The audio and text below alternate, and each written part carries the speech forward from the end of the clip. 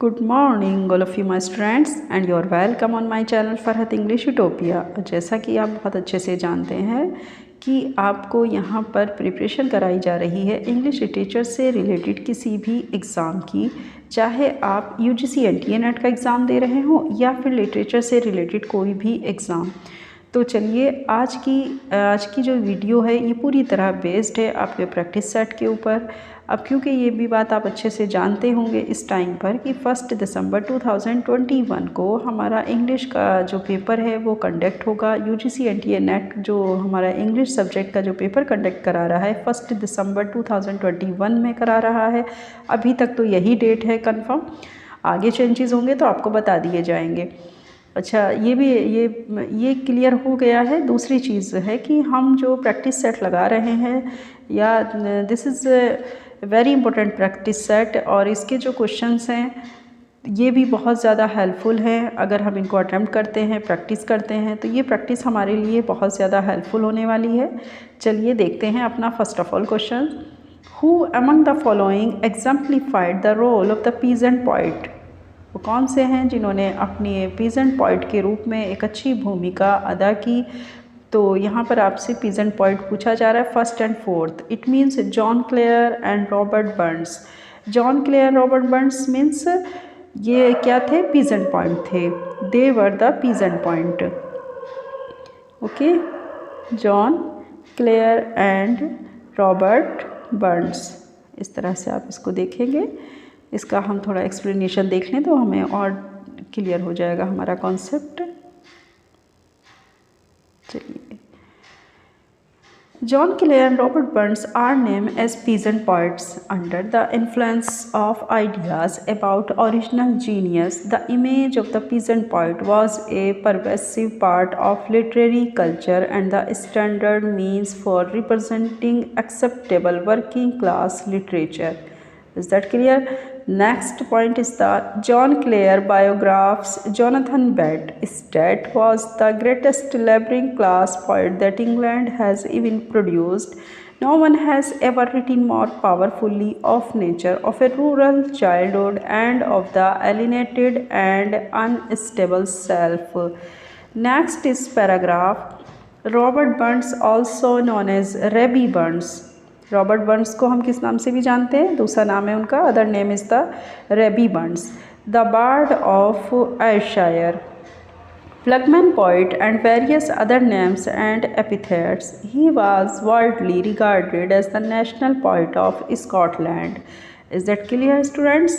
देखिए, John Clare Robert Burns के बारे में जो ये पूरा कॉन्सेप्ट है बहुत अच्छे से क्लियर हो गया होगा आपको। चलिए नेक्स्ट क्वेश्चन देखते हैं। Next question is it was the first narrative on the life of a black woman slave to be published in England in 1831. It has profound influence on the abolition movement in Britain. Identify the book and its author. आपको यहाँ पर उनकी book और author का नाम बताना है। C is the right option. Mary Prince, The History of Mary Prince. Mary Prince is the right option.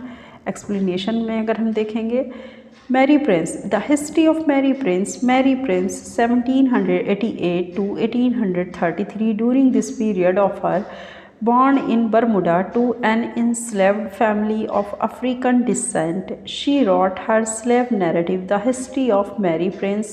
उनकी बुक का नाम क्या है? The history of Mary Prince, which was published 1831 in London, written on any black woman life. The first-hand description of the brutalities of enslavement, released at a time when Bermuda was slave of British, had a galvanizing effect on the anti-slavery movement. Is that clear? Mary Prince थी जिनका work है the history of Mary Prince. ठीक है, और Mary Prince कैसी family से थी? वो एक अफ्रीकन के इंस्लेव्ड फैमिली से थी, और उन्होंने लिखा था अपनी इस ग़ुलामी को लेकर के, जो ग़ुलाम फैमिली से थी उन्होंने इस ग़ुलामी को लेकर एक कथा लिखी थी जिसका नाम था the history of Mary Prince. Is that clear? Next देखते हैं। Next question is the one of the most flexible meters is a 5-foot line. It was introduced by Geoffrey Chaucer in the 14th century and has since then become the commonest of meters in English poetry. अब यहाँ पर आपसे पूछा जा रहा है कि English poetry में उस कॉमन मीटर को क्या कहा जाता है जिसे कि हम जॉफ्री चौसर ने 14th सेंचुरी में इंट्रोड्यूस किया था। वो है pentameter. B option is the right option. This is the pentameter. Pentameter explanation. Pentameter, a line of verse consisting of 5 metrical feet on in Greek and Latin verse of 2 halves each of 2 feet and a long syllable. Is that clear? Next, it is a poetic meter. A poem is said to be written in a particular pentameter which have the length of 5 feet.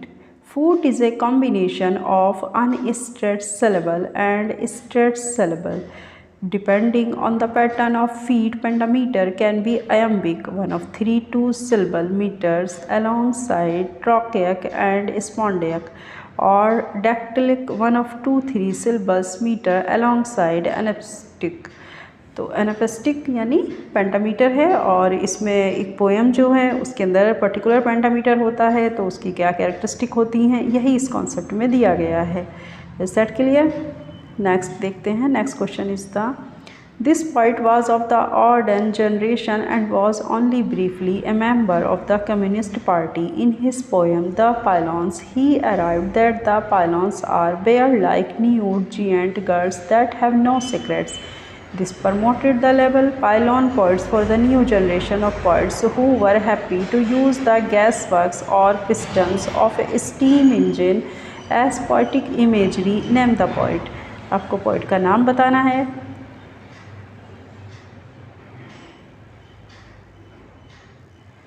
Poet का name है यहाँ पर A option is the right option, Stephen Spender. देखिए question हम आपको बता चुके हैं और आंसर है इसका A option is the right option, Stephen Spender. Stephen Spender का एक्सप्लेनेशन देखना है और इसको समझना है। देखिए okay, look at this.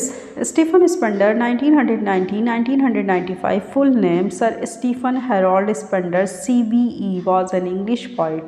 Is that clear? Novelist and essayist who focused on themes of social injustice and class variation struggle. He was appointed poet laureate consultant in poetry to the United States Library of Congress in 1965. Notable works क्या है उनका? What is the notable works of Stephen Spender?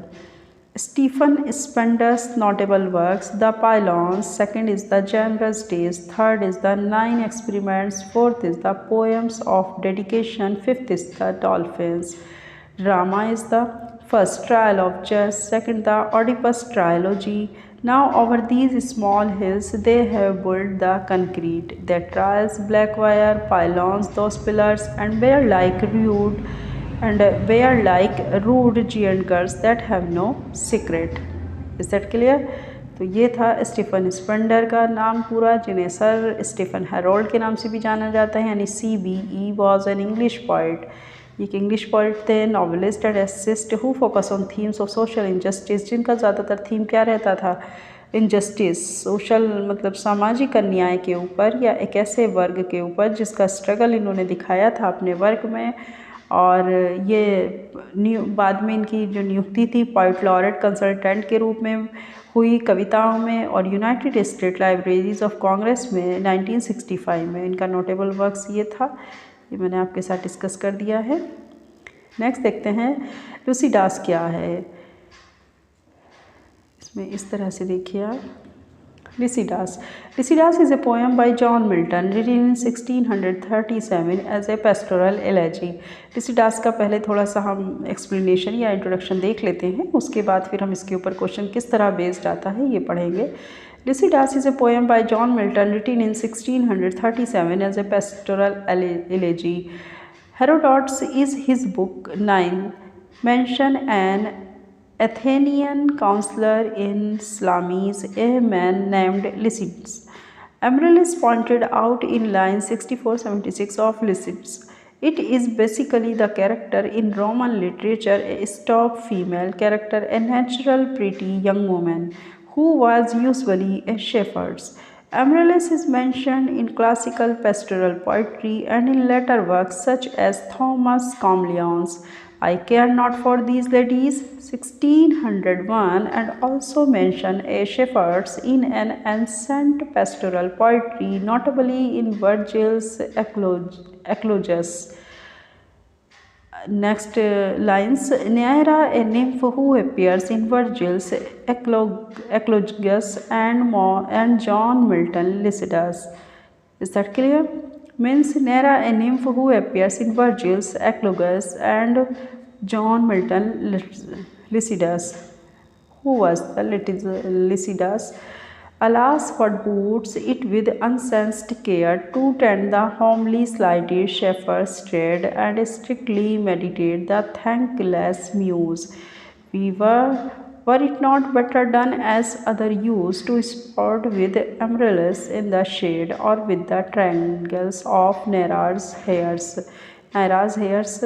अब यहाँ पर देखिए question किस तरह पूछा गया। ऊपर ये आपको स्टेंजा दे दिया गया, फिर आपसे उस स्टेंजा से रिलेटेड जो क्वेश्चंस बन रहा है वो देखिए क्या है।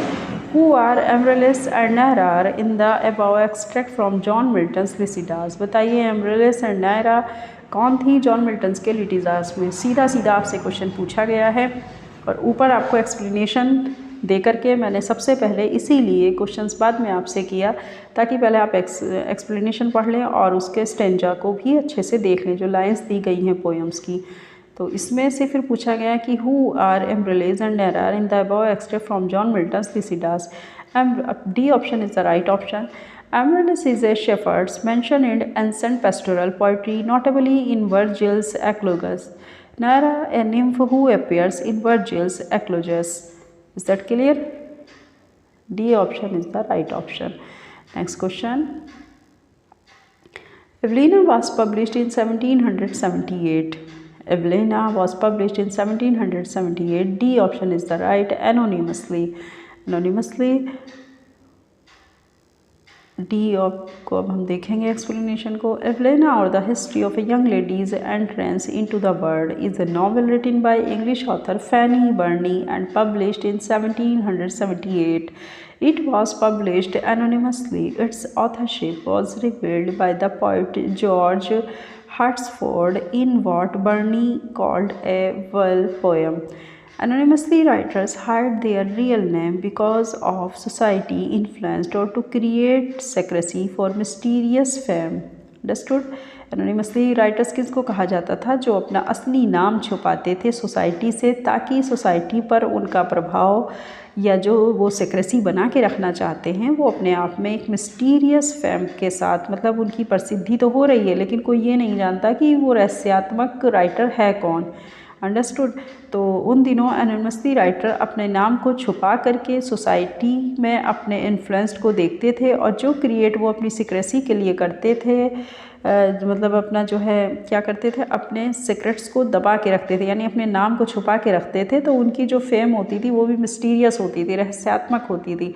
जो हमारा जो व्यूज़ होते थे या ये समझिए कि जो ऑडियंस होती थी वो समझ नहीं पाती थी कि मतलब हम किस राइटर की, जो राइटर हमारे आसपास ही रहता हो शायद वो, लेकिन हम उसका रियल नेम ना जानने की वजह से उसको नहीं समझ पाते थे वो लोग। तो इसी को कहा जाता है anonymously. In 18th century, literature was the period of male chauvinist society, so the ladies writers hide their name and use pseudonym on the place of their real name. ठीक है, 18th सेंचुरी के literature में जो उस समय जो period चल रहा था तो मेल जो थी वो तो सोसाइटी के सामने फिर भी आ जाते थे, लेकिन जो लेडीज़ होती थी वो अपने नाम को छुपा करके अपना सूडोनेम यूज़ करती थी अपने रियल नेम की जगह पर। Next question is the who among the following are referred to as the Scottish Chaucerians. Scottish Chaucerians आपको यहाँ पर किसको रेफ़र किया गया है ये पूछा जा रहा है। Second and fourth option is the right option, Robert Henryson and William Dunbar. Second and fourth option यानी D option is the right option. Explanation को यहाँ पर look at the explanation of this. Chaucer's influence on 15th century Scottish literature began toward the beginning of the century with King James I of Scotland. There were two phases of Chaucerianism. The first phase of Scottish followed by a second phase comprising the works of Robert Henryson, William Dunbar and Gavin Douglas. The first phase of Scottish Chaucerianism, which purposefully and directly imitates the work of Chaucer while preserving the Scottish author's own uniqueness. Next, the second phase of Scottish Chaucerianism, the poems Robert Henryson, William Dunbar, and Gavin Douglas represent a more academic one, which adopts Chaucer's style to the author's more individual and nationalistic purpose. Okay, that is the explanation of this questions. Scottish Chaucerians. Next question is the enigmatic castle which K attempts to react in vain in Franz Kafka is the castle belongs to. The enigmatic castle which K attempts to reach in vain in Franz Kafka's The Castle belongs to. C option is the right option. Count West West. Count West West is the right option. And the explanation of this question, Franz Kafka, The Castle is, in my humble opinion, one of the greatest existentialist fictions ever written. It contains all of the startled emotions existentially minded readers look for: confusion, isolation, immobility, estrogenic and shadow mean of tragedy. The protagonist in the story, K, who by all descriptions is a simple surveyor sent to measure the land, cannot reach the Count of the Castle. Count West West. Franz Kafka, 1883 and 1924, was a German-speaking Bohemian Jewish novelist and short story writer, widely regarded as major figures of 20th century literature. Is that clear? Next is the notable works. Notable works of Franz Kafka: Die Erwanderung, The Metamorphosis, 1915 Metamorphosis work, and other name is Die Erwanderung. Second number, Rear Process, The Trial, 1925. Third number is the Das Skulls, The Castle, 1926. The Four Brief and Felice, Letters to Noted Felice, 1973. Okay. Next question is the S.T. Coleridge's Dejection. An ode opens with an epigraph which is a reference to a ballad. Identify the ballad. A option is the right option. Ballad of Sir Patrick Spens. Sir Patrick Spens. Identify the ballad. Ballad of Sir Patrick Spens. Explanation is the Samuel Taylor Coleridge's Dejection. An ode opens with an epigraph which refers to Sir Patrick Spens's popular ballad, Child Ballads, number 58, and is of Scottish origin. It is a maritime ballad about a disaster at sea. Coleridge wrote in his notebook about Hutchinson and possible poems. Can see nothing extraordinary in her, a poem nothing all the virtues of the mild and retired kind. The original draft was titled Letter to Sarah Hutchinson, and it became Rejection when he sought to publish it. Is that clear? Next is the Samuel Taylor Coleridge, 1875-1912, was an English composer of classical and musician, notable composition. Ballad in D minor, 1895. Five Fantastique, 1896. And third is the Two Romantic Pieces, 1896.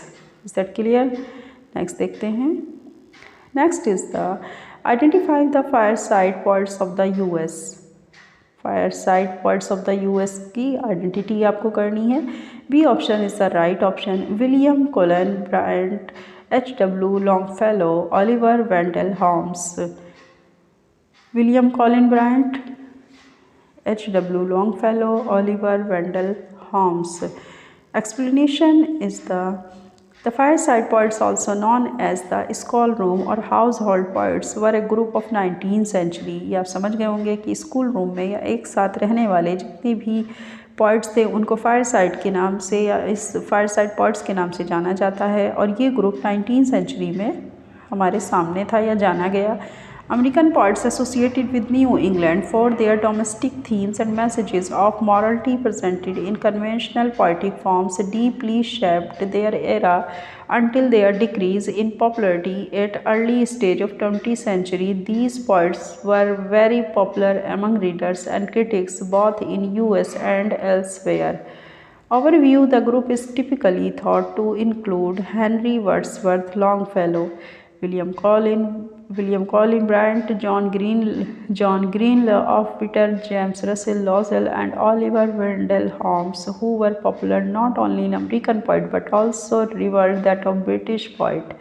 ये आपको ध्यान देना है कि ये सभी poet क्या हैं। ये सभी पोइट जो प्रकाशित हुए तो ब्रिटिश पोइट के रूप में, ब्रिटिश के जो पोइट्स थे उस रूप में प्रकाशित हुए, ना कि केवल अमेरिकन पोइट्स के रूप में।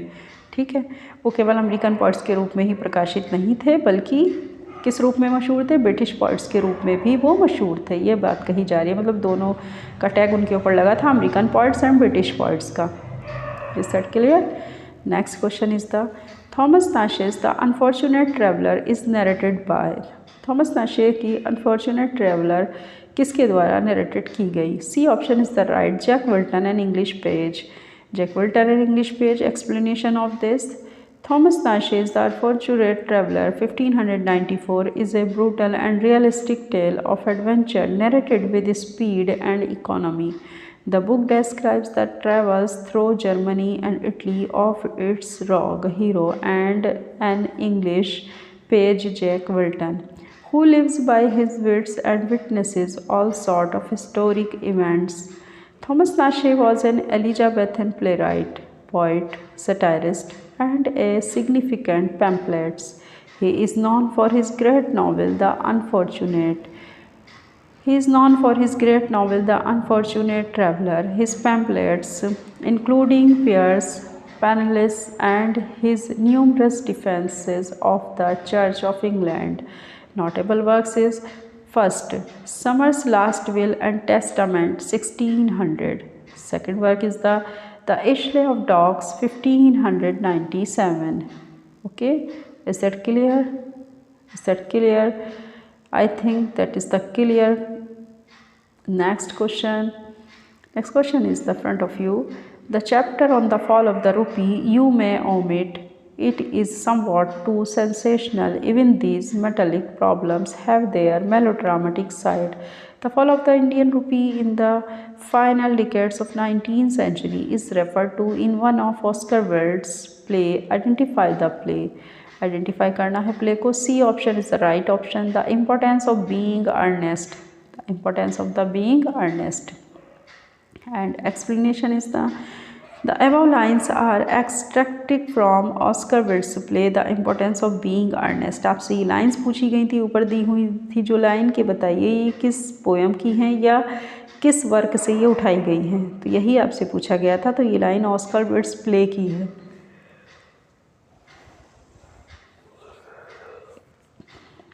चलिए देखते हैं। The above lines are extracted from Oscar Wilde's play The Importance of Being Earnest 1895. Oscar Fingal of Fleetwick Wills Wilde 1854-1900 was an Irish poet and playwright. And next is after writing in different forms throughout the 1880s, he became one of London's most popular playwrights in the early 1890s. He is best remembered for his epigrams and plays. His novel, The Picture of Dorian Gray, and the circumstances of his criminal conviction for homosexuality, imprisonment, and early death at age 46. He is coined a literary movement aestheticism. Is that clear? क्या उन्होंने movement किया था? He is coined a literary movement aestheticism. ये उन्होंने ही घड़ा था। Notable works is the first, The Importance of Being Earnest 1895. Second is The Picture of Dorian Gray 1890.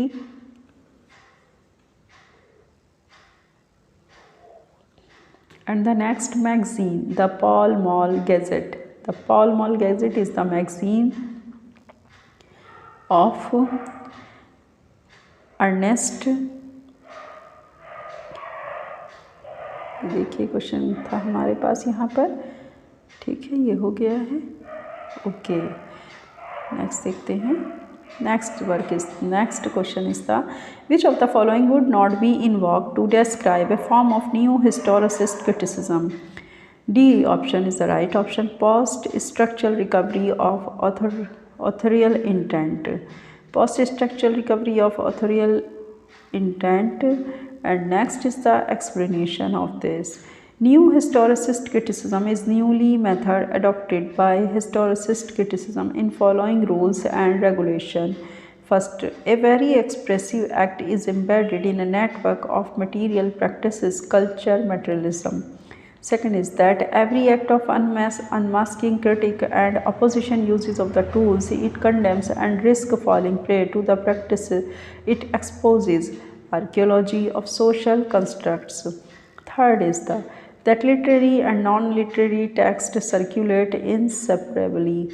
Fourth is that no discourse, imaginative or archival, gives access to unchanging truths nor express inalterable human nature.